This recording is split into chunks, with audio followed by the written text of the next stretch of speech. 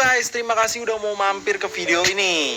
Sebelum kita bahas teori dan misteri dari game Ice Cream, saya mau kasih info sedikit nih buat kamu yang seneng main game dan lagi butuh tambahan uang jajan. Ada satu game lagi yang mau saya rekomendasiin nih ke kalian. Karena kalau all break, kalian langsung download aja game ini. Klik link yang ada di bawah itu, saya sediain udah ya di kolom deskripsi. Kalian download, daftar, lalu masukkan kode ini guys, N8Y2Q5C. Nah, nanti kalian akan mendapatkan bonus tuh kalau memasukkan kode dari saya itu. Jadi jangan lupa tuh dimasukkan kodenya ya. Lumayan bonusnya guys. Setelah itu kalian tinggal mainkan aja gamenya guys. Nih kayak gini ya. Gamenya gampang banget guys. Kalian cuma perlu mantul-mantulin bola, ditabrakin ke benda yang ada di bawah. Nah, di dalam benda-benda itu kan ada angka 2, angka 2.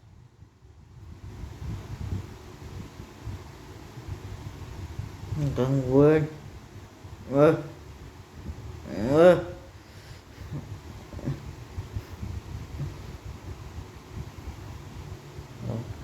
Nah, nih kayak gini. Tuh kan, apalah. Enggak guys, kumpul 11,36 dolar. 8Y2Q5 dan koin sebanyak-banyak. As ice cream yang pertama ya guys. Game dimulai dengan adegan di mana kita berperan sebagai seorang anak bernama Daniel J. Kita tuh lagi bersantai baru ngerjain PR di kamar di lantai 2 rumah kita. Rumah orang tua kita lah maksudnya. Terus kita ngedenger bunyi truk es krim datang di luar. Kita tengok keluar jendela, ada teman kita tuh nyamperin si tukang es krim. Teman kita ini sahabat kita guys, namanya Charlie. Semua kelihatan normal hingga kita menyaksikan hal ini. Teman kita itu dibekuin sama si tukang es krim itu. Karena tidak ada siapa-siapa lagi di sana, jadi mau nggak mau, kita harus menolong teman kita itu yang bernama Charlie. Kita harus turun cepet-cepet, tapi sebelumnya ngumpet dulu di kandangnya Guguk. Ngecek dulu situasi. Si tukang es krim itu nggak sengaja jatohin peta lokasi yang isinya tempat di mana dia biasa singgah. Si J pun atau kita pun langsung mengambil petanya dan sembunyi di dalam truk. Di situ kita bisa lihat sobat kita si Charlie membeku dan terkurung di dalam jeruji besi. Nah, apa sebenarnya maksud dan tujuan si tukang es krim bertopeng aneh itu?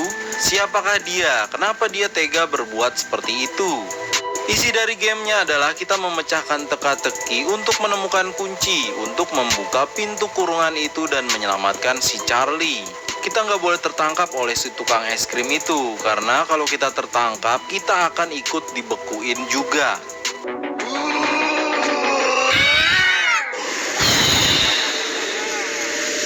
Nah, di sini saya akan bahas teori dan misteri di balik si tukang es krim itu. Sumber informasi yang akan saya ceritakan berdasarkan melihat clue, dokumen, benda-benda, dan tempat yang kita lihat selama permainan ice cream. Jadi kira-kira gini guys. Nama tukang es krim itu adalah Rod, R-O-D. Dia lahir tahun 1950. Ibunya meninggal ketika melahirkan dia. Rod besar dengan ayahnya. Ayahnya itu pekerjaannya adalah tukang es krim. Es krim ayahnya sangat enak dan sangat terkenal di kota. Si Rod pernah bertanya pada ayahnya, kenapa es krimnya bisa enak? Tapi ayahnya hanya bilang kalau dia memakai bumbu rahasia supaya es krimnya bisa enak. Tapi ayahnya nggak ngejelasin apa bumbu rahasia itu. Sekitar tahun 1962 di masa dia sekolah, karena Rod tidak punya ibu dan karena dia badannya gendut, dia sering dibully di sekolahan.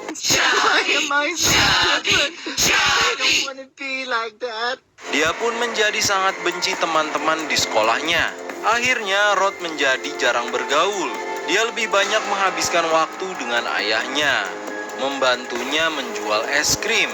Di tahun 1965, suatu hari ketika musim salju, Rod dan ayahnya pergi untuk bermain ski. Awalnya semua baik-baik saja, hingga si Rod tidak tahu kalau dia salah arah dan malah bermain ski di atas danau yang membeku. Ayahnya berteriak berusaha memanggil Rod supaya kembali, tapi Rod tidak mendengar. Akhirnya ayah Rod mencoba menyusul Rod. Rod berhasil kekejar tapi naas bagi mereka. Permukaan danau yang membeku itu tidak kuat menahan beban mereka berdua. Es itu pun retak dan mereka berdua kecebur ke danau yang membeku.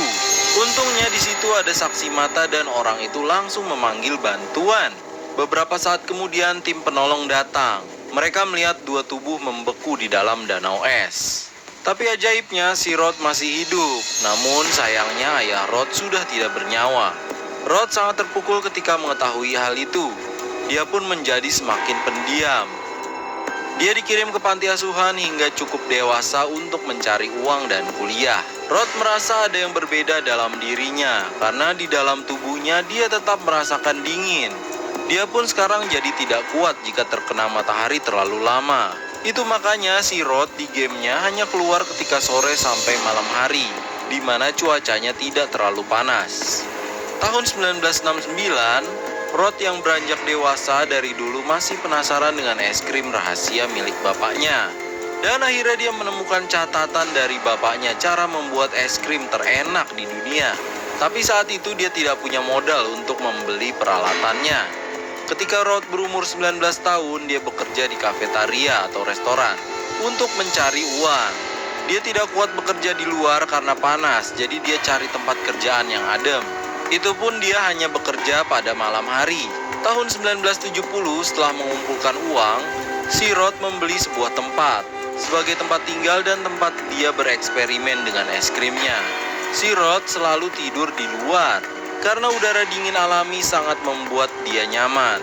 Ini makanya dia di gamenya tidurnya di tempat ini nih, di luar.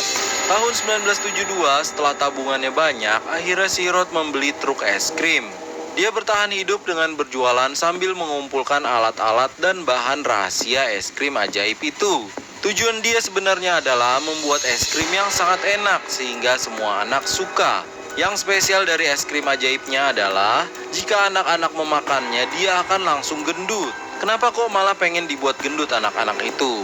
Ya ini karena si Rod kan dulu dibully karena gendut waktu masih kecil. Setelah seorang anak makan es krim pertama, maka hasilnya anak itu akan gendut. Tapi ketika makan es krim untuk kedua kalinya, maka anak-anak yang gendut itu akan... Itulah tujuan sebenarnya dari Rod, seperti yang ditulis di buku hariannya. Mengisi hari menyiapkan rencana itu, kegiatan Rod di siang hari adalah kerja menyempurnakan mesin pembuat es krim ajaibnya. Dan di sore hari hingga malam dia berjualan es krim. Masih es krim normal karena dia belum menemukan es krim ajaib itu. Dan menjelang tengah malam dia baru bekerja di restoran atau kafetaria ini. Di tahun 1974, akhirnya dia berhasil membuat es krim ajaib itu. Di buku catatannya dia bercerita, es krim ajaib itu dia coba pasarkan, dan anak-anak pada suka. Keesokan harinya dia melintas lagi, anak-anak itu sudah pada menggendut. Sekarang si Rod tinggal cari bahan untuk itu ketika makan es krim ajaibnya lagi. Di tahun 1975, Rod ingin mencoba resep rahasianya ke anak yang gendut. Tapi dia butuh semacam kelinci percobaan. Dia seorang anak gendut dan mengurungnya. Sebut aja Dobleh. Ini korban penculikan sebelum teman kita si Charlie nih. Rod menculik Dobleh dan mengurungnya di mobil. Penjaga parkiran saat itu curiga karena ada suara anak kecil minta tolong. Penjaga itu pun menyelidiki truk Rod dan melepaskan anak itu. Si penjaga itu kemudian mencari Rod, ingin menangkap Rod. Dia mencarinya hingga ke taman bermain.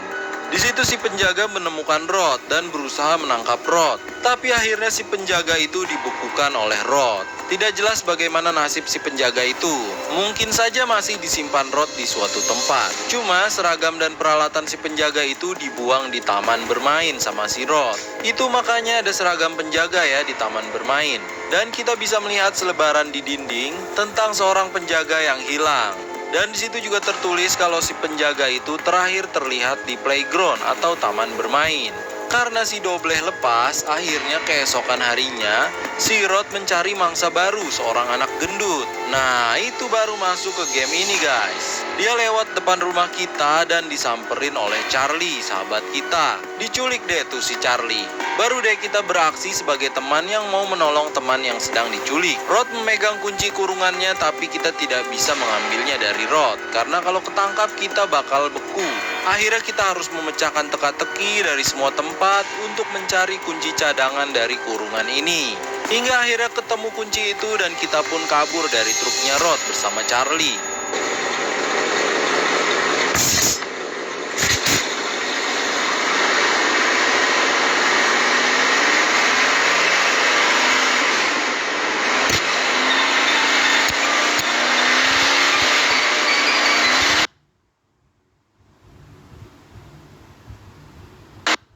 Oh, batuk. Minum OB Herbal Saset.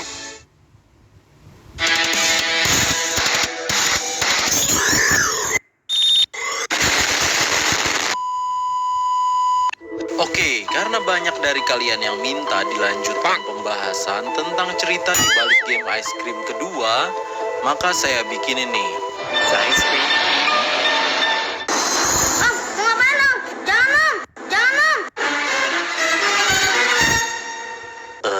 Cerita sebenarnya di balik game ice cream kedua ini masih nyambung dengan ice cream pertama. Jadi kalau kalian belum lihat video tentang ice cream yang pertama, saya sarankan tonton video itu dulu guys, biar tambah paham. Oke, nggak pakai lama-lama lagi, langsung aja kita lanjutin cerita ice creamnya. Kita ulas sedikit ya. Jadi di ice cream pertama kan si Rod, si tukang es krim bertopeng itu, menculik sahabat kita yang bernama Charlie. Dan di ujungnya kita berhasil membebaskannya. Nah, setelah bebas, Rod melaju pulang ke rumahnya dengan harapan bisa bereksperimen dengan Charlie membuat es krim maut. Tapi pas sampai rumah dia kaget karena Charlie sudah tidak ada di dalam kurungan. Si Rod menjadi sangat amat bingung. Kenapa Charlie tiba-tiba bisa terlepas begitu saja? Itu nggak mungkin karena Charlie kan membeku. Pasti ada seseorang yang membantunya melarikan diri. Si Rod sangat kesal karena rencana yang sudah dibuatnya berantakan. Sekarang Rod mencari mangsa baru.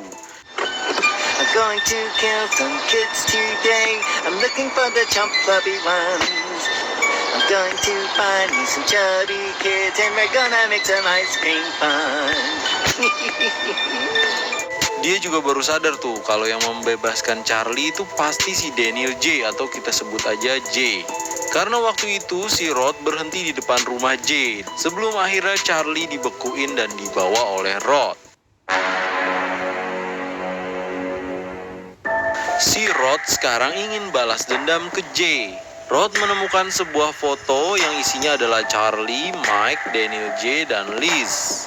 Di situ Liz terlihat dekat dengan J. Rod menyangka Liz adalah kekasih dari J. Jadi si Rod berniat menculik Liz dengan tujuan balas dendam ke J untuk melenyapkan kekasihnya. Maksud dari Rod agar hati si J akan hancur juga begitu tahu kalau kekasihnya diculik.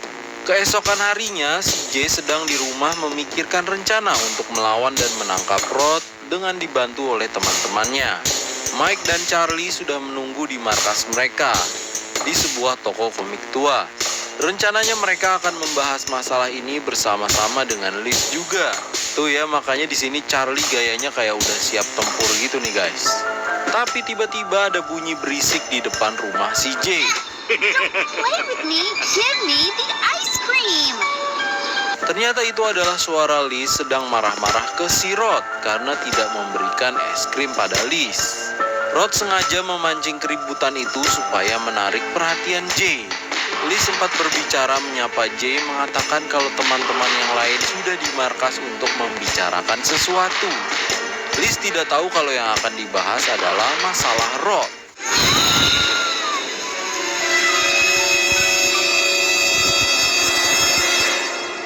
Rod kemudian membekukan dan membawa Liz di depan J. Seakan-akan si Rod tuh di sini menantang J untuk membebaskan Liz. Kali ini Rod lebih mempersiapkan semuanya. Dia membuat teka-teki dan segala macam rintangan untuk menyembunyikan kunci kurungan itu. Barulah dimulai petualangan kita sebagai J mencari kunci untuk membebaskan Liz. Sekarang Rod juga merubah rutenya. Ada beberapa tempat yang baru, seperti pemakaman, lingkungan perumahan yang ada tempat bekas sirkus, dan tempat layar tancap atau bioskop mobil. Ya begitulah, sama seperti di game pertama, kita harus memecahkan teka-teki, berpindah-pindah tempat untuk menemukan petunjuk di mana lokasi kunci kurungan itu. Tentunya kita masih harus menghindari si Rod. Karena kalau kita ketangkep, kita bakal dibukuin juga guys.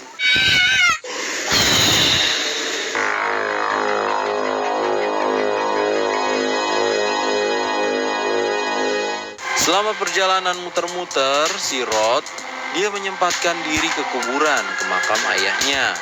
Dia ke situ menangis dan bersumpah akan bisa seperti ayahnya.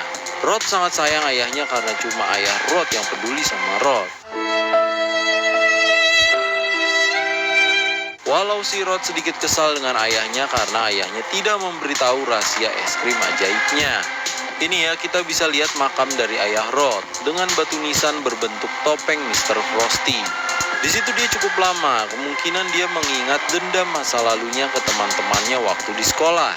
Dulu kan di sekolah dia dibully karena gendut. I don't understand why I'm so different from others. Actually, I don't need so much to be so fat. Oh, yes, I recently tried some of my father's special ice cream, but it's only one. Why am I so different? I don't want to be like that. Rod sangat suka es krim ayahnya, tapi karena es krim itu juga si Rod jadi terus bertambah gemuk. Seandainya dulu ayah Rod memberitahu rahasia es krim buatannya, tentunya si Rod sudah berhasil balas dendam dan membuat teman-temannya menggendut juga. Kita balik ke kuburan, si Rod terlihat pergi ke makam dari seorang wanita tua. Di atas makam itu kita bisa lihat ada seekor kucing. Si Rod mengenang masa lalunya bersama wanita tua itu. Siapakah wanita tua itu? Jadi cerita di balik wanita tua dan kucing itu gini guys. Ini adalah rumah dari wanita tua itu. Tuh ya, ada fotonya dan foto anaknya. Sabar, nanti kita bahas. Wanita tua itu dulu bisa dibilang adalah tetangganya Rod. Tinggal satu lingkungan dengan Rod. Wanita ini cukup berjasa bagi Rod. Karena selagi ayahnya menjual es krim keliling, Rod suka dititipkan dengan wanita ini. Wanita ini punya seorang buah hati seumuran Rod. Kita sebut saja namanya Jack. Tapi jeleknya si Jack tidak mau bermain dengan Rod. Dari situ timbul semacam persaingan dan perselisihan di antara mereka selama bertahun-tahun hingga dewasa. Nah ini nih foto si Jack udah gede nih. Pasti kalian familiar dengan mukanya. Ya betul, dia ini adalah si petugas security yang dilaporkan menghilang di es krim pertama. Jadi ini semua ada hubungannya juga dengan masa kecil Rod. Jack adalah bagian dari dendam masa lalu Rod. Makanya dia sekalian dihilangkan oleh Rod. Wanita tua itu jadi stres dan sakit-sakitan memikirkan Jack yang hilang, anaknya yang hilang. Hingga akhirnya dia tutup usia. Kucing kesayangannya tetap setia dengan majikannya, makanya kucing itu selalu berada di dekat makam wanita tua itu.